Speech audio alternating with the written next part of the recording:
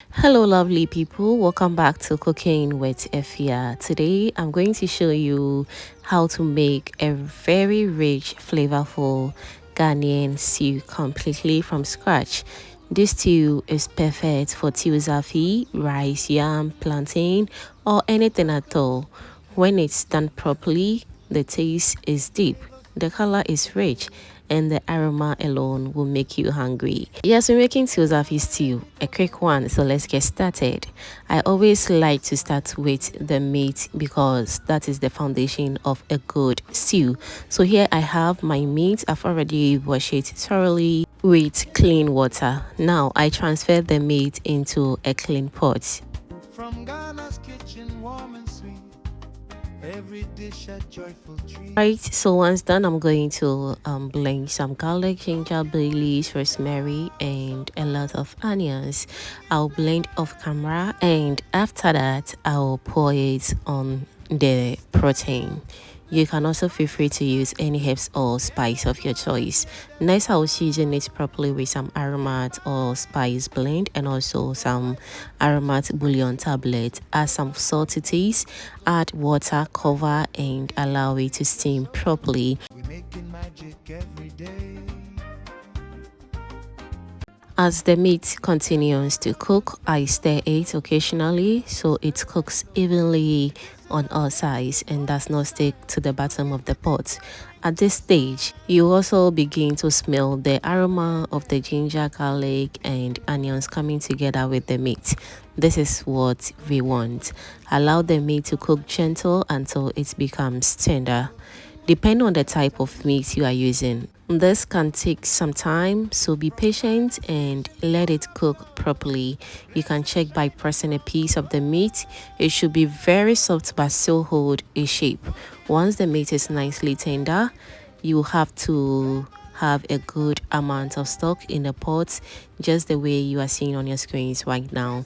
So the meat is ready. Now you can choose to lightly fry the meat if you want a slightly crispy texture, but for this recipe I will use it just like this. Don't forget to keep the stock because we're going to use it later to enrich our stew.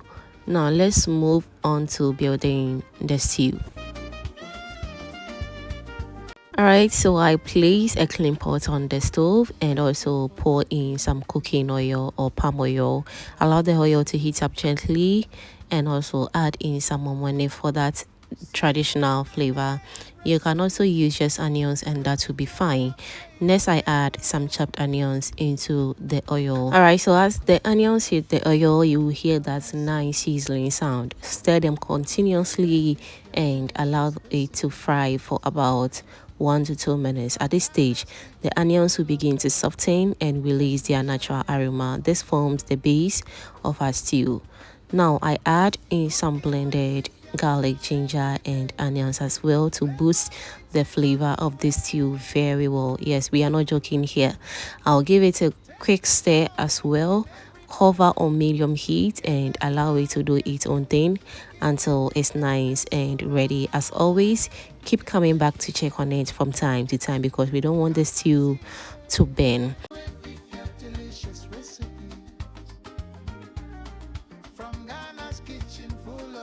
At this stage, I want to also use this opportunity to thank all my returning subscribers and new foodie members right here. You guys are amazing. Thank you so much for always supporting the channel. I truly appreciate you all. Thank you so much. All right, so we move forward to add in some blended pepper mix, which is our pepper and also some fresh tomatoes. Give it a quick stir as well, cover and allow it to do its own thing. As always, keep coming back to check on it from time to time. It's very important.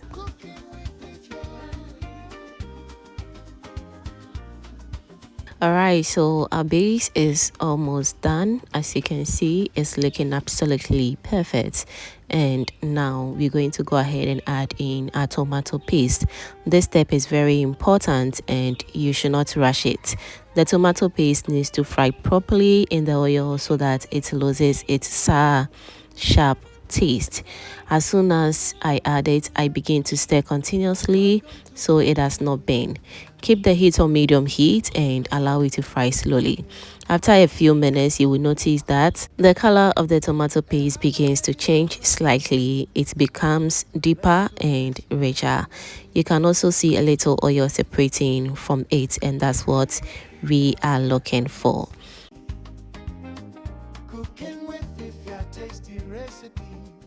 Alright, so our stew is ready and looking absolutely delicious. So we go ahead and add in our cooked protein. I'm going to give it a quick stir and also adjust seasoning as well.